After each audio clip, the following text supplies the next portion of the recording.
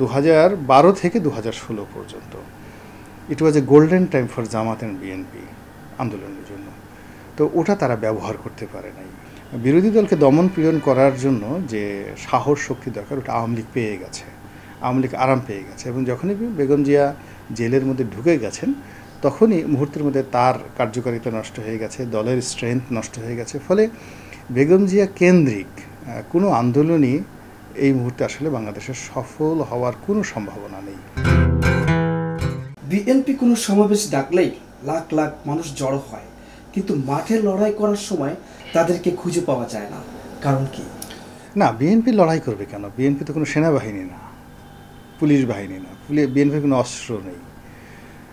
BNP রাজনৈতিক প্রতিযোগিতা করবে, সমাবেশ করবে, মিটিং করবে, মিছিল করবে এবং নিজেদের যে অ্যাঙ্গার এবং তারা যে জিনিসটা বলতে চায় সেটা প্রকাশ্যে বলবে। তো সেই জায়গাটা তারা করছে।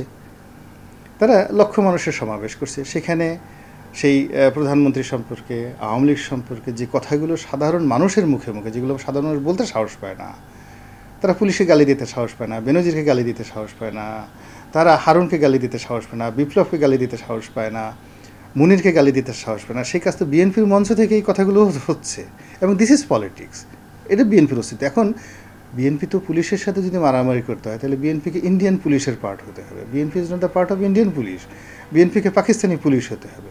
বিএনপিকে যদি আপনি যুদ্ধ করতে বলেন তাহলে বিএনপিকে তো আর্মি হতে হবে। He must have a paramilitary or military wings like Arakan army. তো বিএনপি তো গেরিলা যুদ্ধ করছে না। যদি বিএনপিকে সেই আরাকান আর্মির সঙ্গে তুলনা করতে, তাদের তো কখনো এরকম কোনো সামরিক শাখা নাই। তাদেরকে হুতি হতে হবে, তাদেরকে ওই যাকে বলে হামাস হতে হবে। তা হামাস, হুতি, তারপরে শেষে এই যেটা লেবাননে যেটা আছে তো হিজবুল্লাহ। তো বিএনপি তো হিজবুল্লাহ নয়, হুতি নয়, হামাস নয়, আরাকান আর্মি নয়, এমনকি শান্তি বাহিনীও নয়। বিএনপি একটা রাজনৈতিক দল।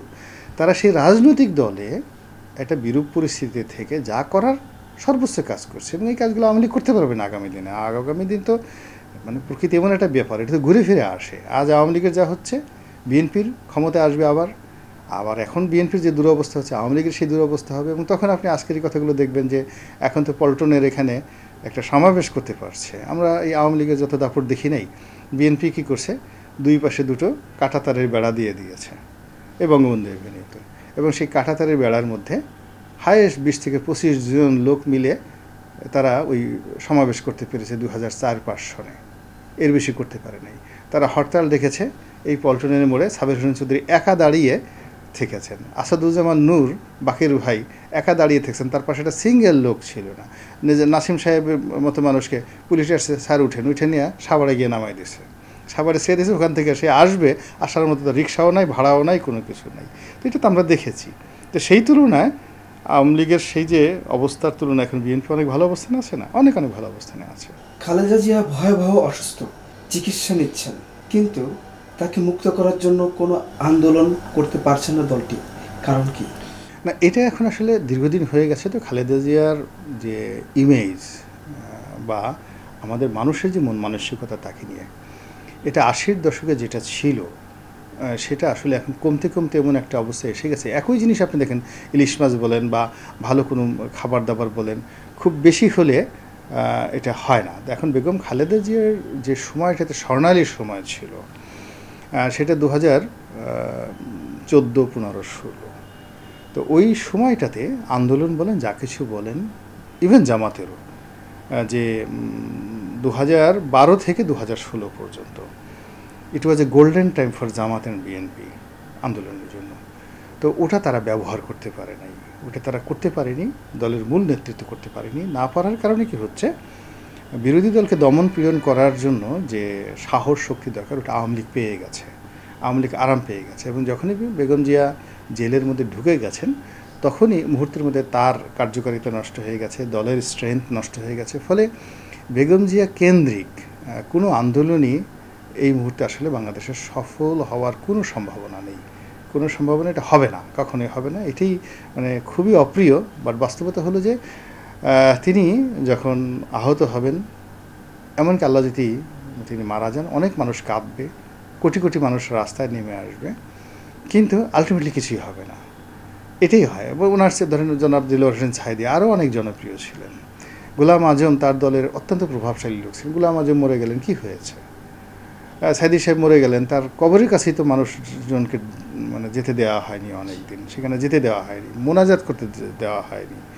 তো কি হয়েছে? কাদের মোল্লা মারা গেছেন, তার লাশের কাছে তার ছেলেমেয়েরা আসতে পারেনি। হ্যাঁ, এবং ওই যে তারপরে মতিউর রহমান নিজামী সাহেব, তার ছেলেরা তাদের লাশের কাছে আসতে পারছে কিনা। এরপরে মীর কাসিম আলী সাহেবের ছেলেটাকে তো খুঁজেই পাওয়া যাচ্ছে না। তার রাষ্ট্রশক্তি এমন একটা, গোলাম আজমের ছেলে একজন ব্রিগেডিয়ার, আর্মির ব্রিগেডিয়ার, সে কি বেঁচে আছে না জীবিত আমরা জানি না, উই ডোন্ট নো, আমরা জানি না। তো এইখানে রাষ্ট্র ক্ষমতা যেখানে আছে সেখানে খালেদা জিয়ার বিষয়টি অন্য 10 জন থেকে আলাদা করার কোনো বিষয় নাই। যখন যদি একটা গণজাগরণ হয়, গণ অভ্যুত্থান হয়, আওয়ামী লীগের পতন হয়, তখন দেখবেন যে এই বেগম জিয়াকে ওখান থেকে মুক্ত করার জন্য কোটি কোটি মানুষ রাস্তায় নেমে আসবে। কিন্তু এখন যে অবস্থা হয়ে গেছে, ওই বাড়ির সামনে গিয়ে দেখেন উনি যে বাড়িতে আছেন সেটা ডেইলি কয়জন বিএনপির লোক যাচ্ছেন, কয়জন দাঁড়ায় আছেন।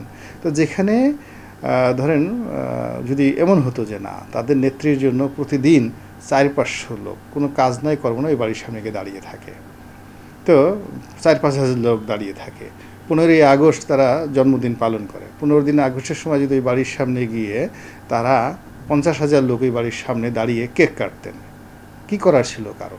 কিন্তু তারা তো সেই জিনিসগুলো করতে সাহস পাচ্ছেন না। তারা 15ই আগস্টে বঙ্গবন্ধুর যে মৃত্যু দিবস, এটাকে তারা প্রাধান্য দিয়ে তারা যে জিনিসটা চালু করেছে সেটাতে তারা বিশ্বাস করতে পারছে না। ফলে বিশ্বাস, কর্ম এবং অবস্থান এর মধ্যে তো কোনো সমন্বয় নেই। সমন্বয় না থাকার কারণে কি হচ্ছেন, উনি এখন এই 80 বছর বয়সে তার যা হওয়ার সেটাই হচ্ছে। না, আমার সঙ্গে ওনার আসলে কোনো স্মরণীয় স্মৃতি নেই। আমি ওনাকে কাছাকাছি কখনো দেখিনি, আমার সঙ্গে ওনার কখনো কথা হয়নি।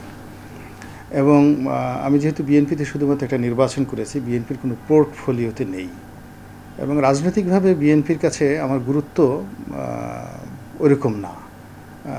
বা যদি থাকতো তাহলে যেমন মান্না ভাইকে ডাকেন, বেগম জিয়া 2-3 বার মান্না ভাইকে ডেকেছেন, কথাবার্তা বলেছেন, এটা কিন্তু আমার সঙ্গে তার কখনই কোনো দেখা হয়নি, কথা হয়নি, সাক্ষাৎ হয়নি। আমি শুনেছি বিভিন্ন কথা যে তিনি আমাকে ভালো জানেন, অতটুকু পর্যন্তই। কিন্তু মানে আমার সাথে আলাপ আলোচনা করা তার প্রয়োজন, এটা যেমন আমার হয়নি। আর যেহেতু আমি এখানে আছি, বেগম জিয়ার কাছে যাওয়া মানে আমার জন্য শোভনীয় হবে কিনা, উচিত হবে কিনা বা দরকার কিনা, তা আমি আসলে আননেসেসারি এই জিনিসগুলো কখনোই করিনি। আপনি বলেছিলেন বেনজির দেশেই আছে, কিন্তু বেনজির দেশে থাকলে তো তাকে খুঁজে পাওয়া যেত বা আইন শৃঙ্খলা বাহিনী খুঁজে পেত। তাছাড়া তিনি তো দুদকেও হাজির হননি। না, আমি আসলে ওটা একটা প্রেডিকশন থেকে বলেছি। কিন্তু বেনজির যে বিদেশে আছেন তার হয়তো প্রমাণ আমরা এখন পর্যন্ত পাইনি। তাহলে তিনি কোথায় আছেন?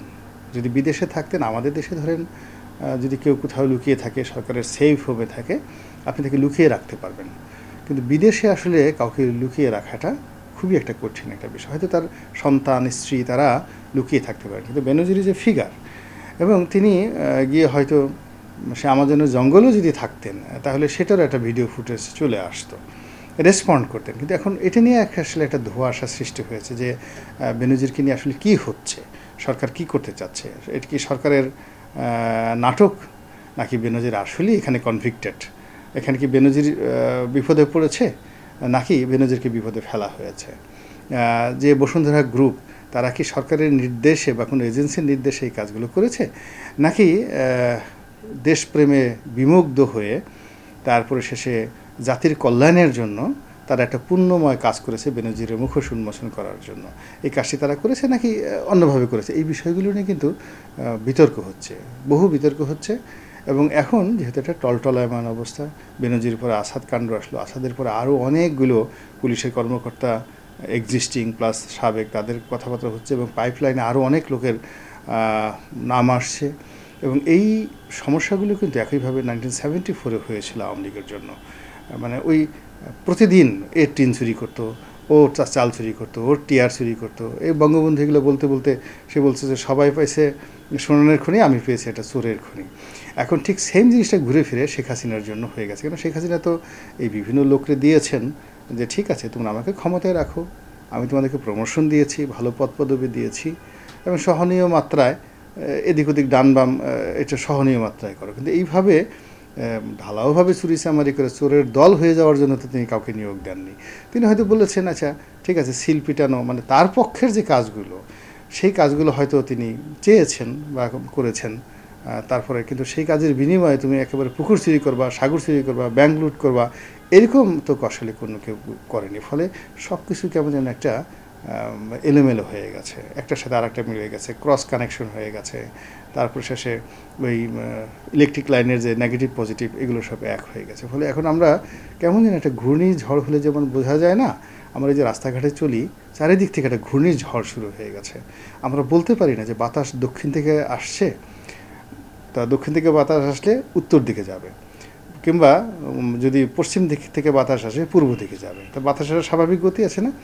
এখন বাতাস চারিদিক থেকে আসতেছে, এসে একটা জায়গাতে শুধু ঘূর্ণিপাক হচ্ছে। আমরা বুঝতে পারছি না বাতাসের গতি কী, সরকার কি আসলে কী চাচ্ছে, দুর্নীতিবাজরা কী চাচ্ছে, তারপরে এখনও সৎ যারা কর্মকর্তা আছে তাদের কিছু করণীয় আছে কিনা, জনগণ কি তারা কিছু করতে পারবে কিনা। আমরা যারা এই যে টুকটাক কথাবার্তা বলছি, আমরাও এই যে কথা আপনি আসছেন বলে যাচ্ছি, কিন্তু আসলে we don't know what is happening on tomorrow. আগামীকাল আমাদের জীবনে কী হবে আমরা কিচ্ছু জানি না। বরং একটা মিনিট যদি একা থাকি, রাজ্যের বিষণ্ণতা চলে আসে, আমার নিজের ব্যর্থতা, আমার আত্মীয় স্বজনের অভাব অভিযোগ, আমার আশেপাশের দ্রব্যমূল্য থেকে শুরু করে এই রাষ্ট্রের হাজারো সমস্যা আমাকে একেবারে দুমড়ে মুচড়ে আমাকে শেষ করে দিচ্ছে। তো যার জন্য প্রত্যেকটা মানুষের জীবনে একটা ত্রাহি ত্রাহি অবস্থা। ফলে দেশ কোন দিকে যাচ্ছে আমরা বলতে পারছি না।